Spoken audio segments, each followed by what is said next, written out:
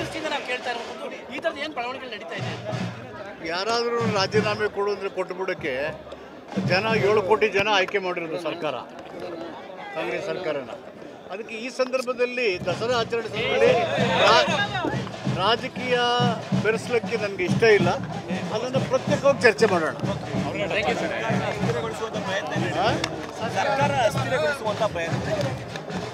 ಏನು ಹೇಳಬೇಕು ಎಲ್ಲ ಹೇಳಿದ್ದೀವಿ. ನ್ಯಾಯಾಲಯದಲ್ಲೂ ಕೂಡ ಅದನ್ನು ಪ್ರಸ್ತುತಪಡಿಸಿದ್ದಾರೆ. ಜನ ಮ್ಯಾಂಡೇಟ್ ಕೊಟ್ಟಿರೋದು ಸಿದ್ದರಾಮಯ್ಯನವರು 5 ವರ್ಷ ಆಡಳಿತ ಮಾಡಬೇಕು ಅಂತ. ಮುಖ್ಯಮಂತ್ರಿ ಆಗಿದಾರಲ್ವಾ? ಯಾಕಿದ್ದು ಅನುಮಾನ ಯಾಕೆ ನಿಮಗೆ? 136 ಶಾಸಕರ ಬೆಂಬಲ ಇರುವಾಗ ಆಗ್ತಾ ಇರ್ತಕ್ಕಂಥ ಬೆಳವಣಿಗೆ ಆ ಥರ ಬೆಳವಣಿಗೆಗಳು ಆ ಥರ ಅನುಮಾನ ಹುಟ್ಟಿಸಿದೆ ಜನಗಳಿಗೆ. ಕಾಂಗ್ರೆಸ್ ಪಕ್ಷದಲ್ಲಿ ಆ ಥರದ ಬೆಳವಣಿಗೆ ಇಲ್ಲ. ಯಾರಿಗಾದರೂ ಆನೆ ಹೋಗ್ತಾ ಇದೆ, ನರಿ ನೋಡ್ತಾ ಇದೆ, ಹೆಜ್ಜೆ ಇಡ್ತಾ ಇದೆ, ಆನೆದು ಬಿಡಂಗಿಲ್ಲ, ನರಿ ತಿನ್ನಂಗಿಲ್ಲ.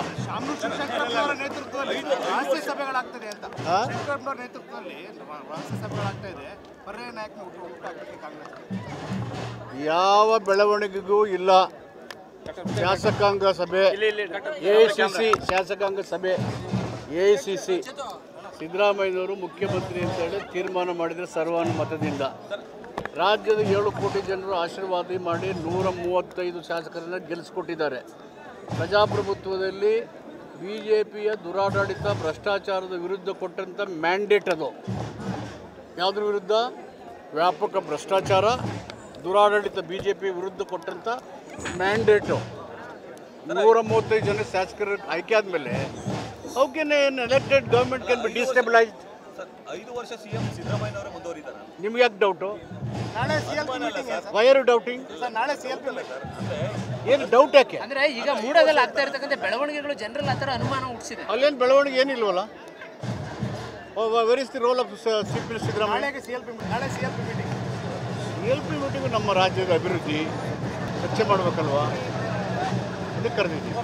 ಇದು ನಮ್ಮ ನಾಡಿನ ಸಂಸ್ಕೃತಿ, ನಮ್ಮ ನಾಡಿನ ಪರಂಪರೆ. ನಾಲ್ವಡಿ ಕೃಷ್ಣರಾಜ ಒಡೆಯರು ಮತ್ತು ವಿಜಯನಗರದ ಸಾಮ್ರಾಜ್ಯ ಆಡಳಿತದ ಒಂದು ಪರಿಣಾಮಗಳು ಹೇಗೆ ಜನಜೀವನದಲ್ಲಿ ಅಭಿವೃದ್ಧಿ, ಬದಲಾವಣೆ, ಸಾಮರಸ್ಯವನ್ನು ಬಿತ್ತಿತು. ನಮ್ಮ ನಾಡಿನ ಸಾಹಿತ್ಯ, ಕಲೆ, ಕ್ರೀಡೆ, ಸಂಗೀತ ಇವೆಲ್ಲವನ್ನು, ಜಾನಪದ ಕಲೆಗಳನ್ನು ಪ್ರೋತ್ಸಾಹಿಸುವಂತಕ್ಕಂಥದ್ದನ್ನು ಪ್ರತಿಬಿಂಬಿಸುವುದೇ ಈ ದಸರಾ ಆಚರಣೆಯ ಮೂಲ ಉದ್ದೇಶ.